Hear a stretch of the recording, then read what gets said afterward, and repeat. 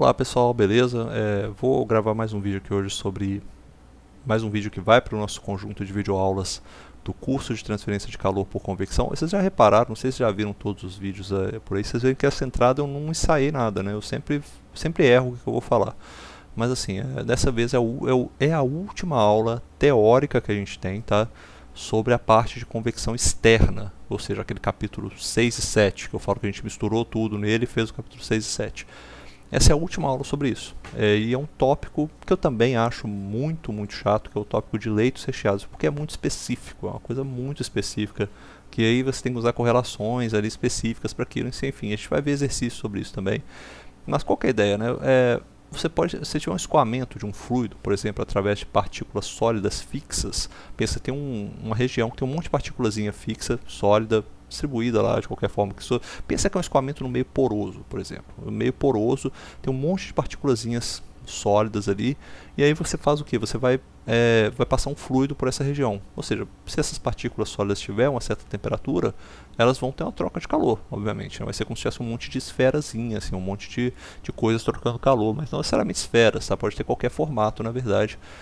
É o oposto que a gente tem de uma área que é estudada no Brasil pra caramba, que é o leito fluidizado, que é quando você tem as partículas se movendo com o fluido parado. Aí elas mudam as características do fluido também.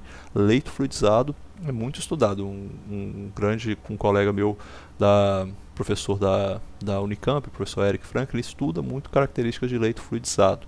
Então aí você tem essas partículas, aí vira uma coisa, né? Escoamento fluido-partícula é uma coisa maluca mesmo de se estudar. Isso daqui, gente, existem um monte de correlações para cada tipo que existe, né, de leitos recheados, chamados em inglês de packed beds. Mas existem algumas que a gente pode utilizar com maior facilidade. Se você modelar todas os seus elementos que estão dentro do seu leito recheado com pequenas esferas, você pode determinar isso aqui, ó.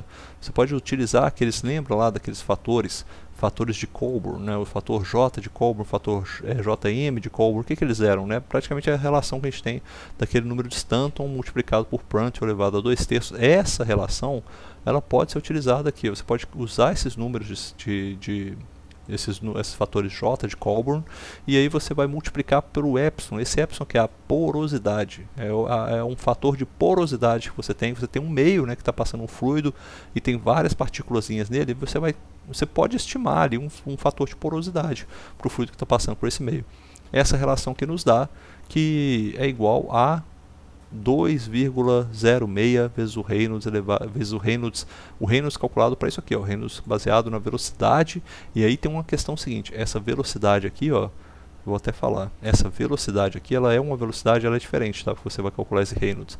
Essa velocidade é a velocidade do escoamento se não existisse as partículas, se ele não fosse preenchido por partículas sólidas, ou seja, seria uma velocidade na ausência de partículas sólidas, E esse D, ele também tem uma relação, a gente vai ver no livro aqui agora, eu vou trazer o livro aqui pra gente, para eu não falar nenhuma besteira. Ele é uma coisinha, tá aqui na parte de packed beds, tá vendo? E você vai calcular dessa forma, e ele está falando aqui, ó, é definido em termos da diâmetro da esfera, ou seja, de cada uma das esferas que você tem. Então o D é realmente o diâmetro da esfera, e V é a velocidade na entrada que existiria se você tivesse um canal vazio, entendeu? Então essa aqui, ó, olha nessa linha aqui, ó, V é a velocidade que existiria a montante se tivesse um canal vazio. Então tem isso daí, tá? E aí tá falando o que eu falei, o epsilon, né, a porosidade ou razão de vazio, né, que você pode ter aí o volume de vazio dividido pelo volume total que você tem no leito, e esse valor pode ser de 0,30, 0,30, depende, né? Cada um vai ter uma aplicação aí para isso aí, pode ser que você tenha porosidades muito maiores até para calcular. Essa daqui é a relação. O que vai valer? Você vai trazer o número de Stanton, esse J de Colburn praticamente dá o número de Stanton. O número de Stanton tem a relação com o Nusselt. Aí você consegue calcular o coeficiente convectivo, tanto aí está mostrando o JC e o JM. Então você consegue calcular tanto o coeficiente convectivo de calor como o coeficiente convectivo de massa, qualquer coisa que você quiser a partir dessa formulação aí. Deixa eu ver se tem alguma coisa, né? Ah, tem sim. E nesse caso do leito fluidizado, vale a mesma coisa dos feixes tubulares, tá? É como se fosse um escoamento com um monte de esferinhas. Então, se você tiver a temperatura de superfície todas elas iguais, é como se fosse um pouquinho a ideia dos feixes tubulares. Por quê? Porque é como se você estivesse... não, o seu cálculo da troca de calor, ele vai depender agora dessa média logarítmica também, de ΔT, tá? Ela mudou um pouquinho com relação ao que a gente tinha mostrado lá na aula de feixes tubulares. Esse fator aqui que está no exponencial é um pouquinho diferente, mas a média logarítmica da diferença de temperaturas é a mesma coisa, ela não mudou. Isso aqui é a mesma coisa que estava lá. É só um modo como você estima a temperatura de saída que mudou.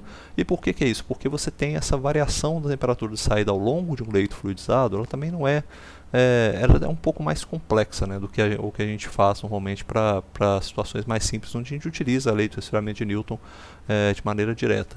Deixa eu ver aqui se esse caso, olha só, deixa eu ver, está até falando aqui, ele vai falar que a troca de calor, está vendo? Nesse caso, essa área também, a área final que você tem, é a área que está aparecendo aqui, ó, está nessa formulação aqui que eu coloquei, essa área, esqueci desse detalhe também.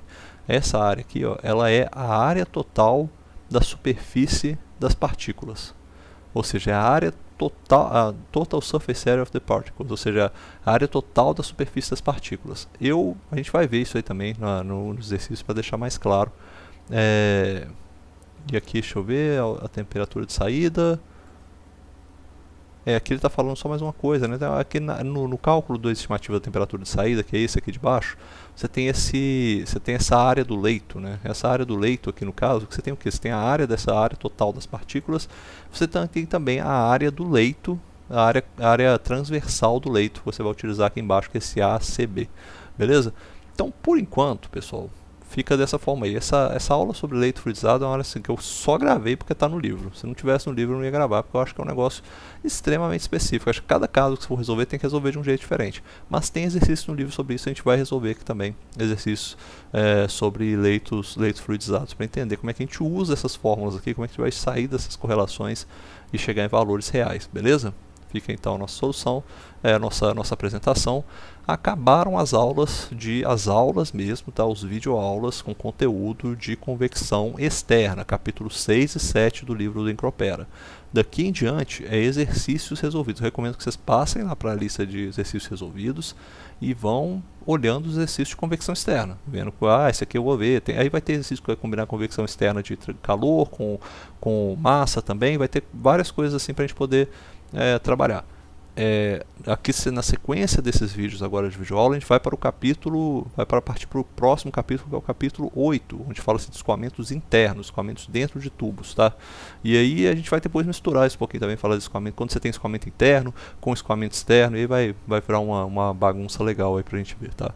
Beleza? Fica assim, a gente vai entender, inclusive essa parte que eu falei até agora, que essa parte que eu acho que ficou um pouco meio sombreada, tá? Essa parte da média logarítmica da diferença de temperatura, por que a gente usa ela, quando que a gente usa ela, que ela não é explicada nesse capítulo, ela é explicada no próximo capítulo, no capítulo 8, sabe? Porque lá é usado pra caramba, essa parte aí de diferença da média logarítmica. E aí a explicação vai ficar melhor lá também, vocês vão entender por que a gente usa isso lá para alguns casos específicos. Mas é sempre isso, né? Você tem essa velocidade variando aí malucamente ao longo de um meio, a gente usa essa média logarítmica da diferença de temperatura, beleza?